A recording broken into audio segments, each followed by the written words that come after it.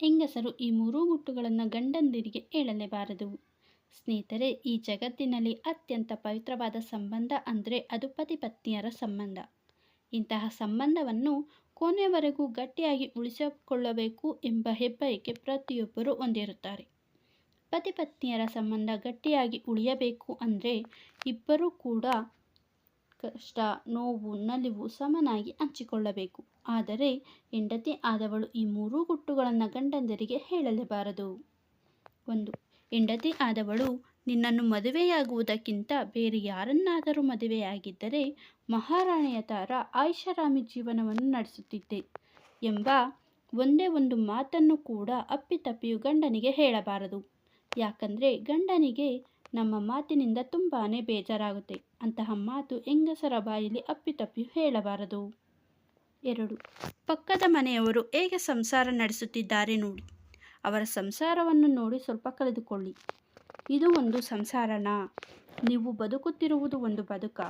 ಅವರು ಎಷ್ಟು happy life lead ಮಾಡ್ತಾ ಇದ್ದಾರೆ, ಅವರು ಎಷ್ಟು ಸಂತೋಷವಾಗಿದ್ದಾರೆ ಅಂತ ಬೇರೆಯವರ ಬಗ್ಗೆ ಗಂಡನ ಮುಂದೆ ಯಾವತ್ತೂ ಮಾತನಾಡಬಾರದು. 3.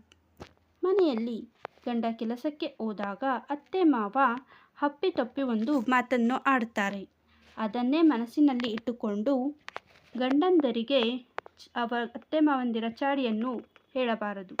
ಇದರಿಂದ ಗಂಡನ ಮನಸ್ಸಿಗೆ ತುಂಬ ಬೇಜಾರಾಗುತ್ತೆ. ನಿಜ, ಹೆಂಗಸರು ತಮ್ಮ ಸರ್ವಸ್ವವನ್ನೇ ಬಿಟ್ಟು ಗಂಡನ ಮನೆಗೆ ಬಂದಿರುತ್ತಾರೆ.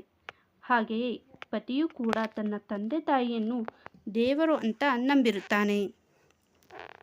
ಸೊಸೆಯಾದವಳು ಅತ್ತೆ ಮಾವಂದಿರನ್ನು ತನ್ನ ತಂದೆ ತಾಯಿ ಅಂತ ತಿಳಿದುಕೊಂಡು ಸಂಸಾರ ನಡೆಸಬೇಕು.